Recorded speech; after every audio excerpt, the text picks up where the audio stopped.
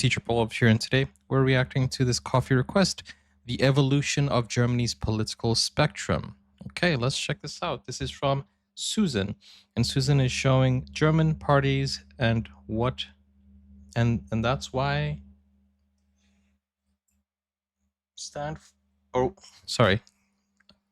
German parties and what they stand for, and Germany politics. Okay, let's take a look.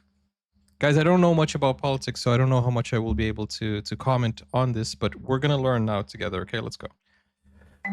What's the first thing that comes to mind when you think about political parties? Maybe colors? When I read political party, I thought, you know, they're going to like throw a party. That's the first thing I thought, political parties. But as I said, never mind. If you're from the United States, did your state vote red or blue? Or maybe it's turning purple. Maybe you wish you had more colors to choose from. Well, unlike the US two-party system, Germany's parliamentary democracy is much more colorful. In fact, around 40 political parties received votes in the 2017 national election. 40? Wow. Over the years, many parties have come and gone, but in this video, we'll focus on the parties currently represented in Germany's Bundestag, the lower house of parliament. Bundestag? What does Bundes mean? About how they got there. First, there's the Christian Democratic Union, or CDU, and its Bavarian sister party, the Christian Social Union, or CSU. These two parties, traditionally working together, represent the center-right of Germany's modern political spectrum. Some of Germany's most famous leaders have represented the CDU, including the country's two longest-serving heads of state. So wait, is Germany mostly a Christian country? Chancellors Helmut Kohl and Angela Merkel. CDU and CSU voters tend to be more conservative when it comes to both economic and civil liberties issues. Another main party is the Social Democratic Party, or SPD. Historically known to champion workers' rights, the SPD represents the center-left and is the oldest party in Germany.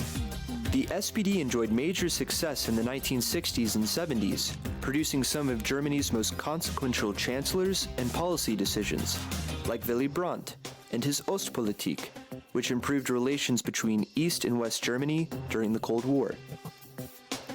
In addition to Germany's two traditional parties, the Green Party, or simply the Greens, have become a constant fixture in German politics. Die Grünen. The Green Party evolved out of environmentalist, anti-nuclear, and anti-war protest movements in the 1970s.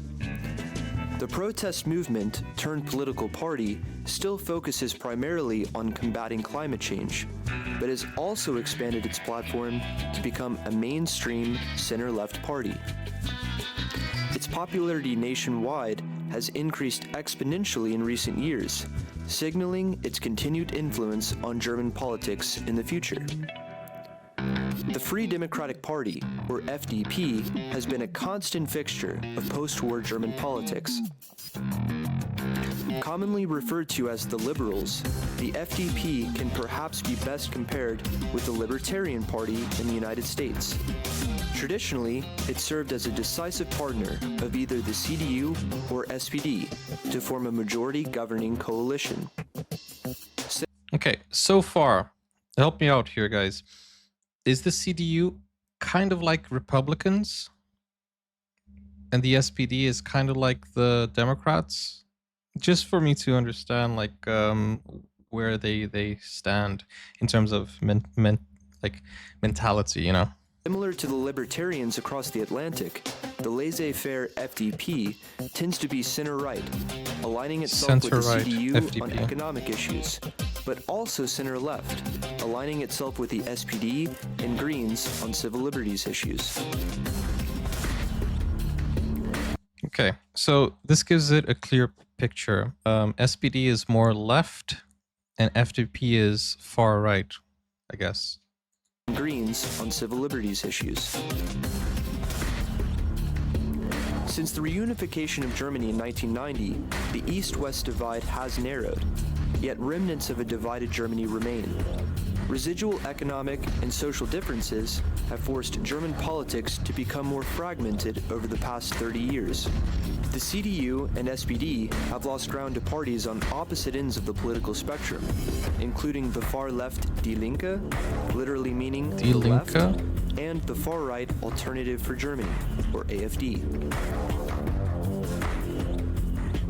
The left's origins are rooted in East Germany's former Communist Party, and it enjoys especially strong support in the East, where some nostalgia remains for comprehensive, cradle-to-grave support from the state. The AfD catapulted into the national spotlight in the wake of the European migrant crisis. Its highly controversial far-right, anti-immigration platform has made it a political pariah, one that is traditionally shunned by all other parties in Germany. Nowadays, we see a lot of anti-immigration parties growing, like the National Party here in the UK is growing a lot. Historically, the CDU and SPD have dominated post-war German politics. Now, other parties from all ends of the political spectrum are challenging the status quo. As German politics become more diverse, it's important to know which parties there are, what they stand for, and how they work together in government. Quite interesting. Quite interesting. And this is a little bit more democratic because you don't only have two main parties. Because, to be honest, guys, politics isn't just left or right. Literally, you can find things that are good in, like, in the middle. You can meet in the middle. There's not one simple answer. Oh, let's go here, let's go there. You can find things in the middle because there are some things that are good. There are some ideas from the other parties that are good. There are some ideas from, this party that is good. It just feels like if you can find a way to compromise and meet halfway, just for the benefit of the country itself, I feel like it's the best thing to do. But I feel like nowadays there are many leaders or many people who follow politics that they don't want to compromise. It's more of a debate and who has the best debate skills rather than who has the best offer or who has the best solution to a problem or an issue. It feels like it's that way. It feels like it's just gotcha moments rather than, hey, that's sensible and let's go and try to do that. So I feel like there are things that aren't just red and white or red and blue or whatever. Black and white. That's what I wanted to say. It's not just black and white. So that's interesting. I like this. I like that you have options and you can choose the best ideas, the ones that fit you the most. I mean, in life, everything is easier when you have options. Like literally, when you wear your clothes, you have different options of sizes to see which one fits best. If you only have two options of a clothing size, either it's too big or too small. You got to have more options. You got to have people who have more ideas, and that goes into the discussion, helps people find a better solution, and the population will vote for whatever they think is best for them, because politics is supposed to be for the people. Okay? That's my opinion on that. Thank you for watching, guys. I hope you enjoyed it.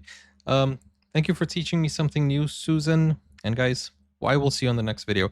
We mostly do music videos or, educational videos, movies, all that. You can watch that on Patreon as well for exclusive videos, premium reactions. Full movies, series, shows, concerts, anime, K-drama, all on Patreon or buy me a coffee. The link is in the pinned comments, or click over here for more, and I'll see you soon. Bye.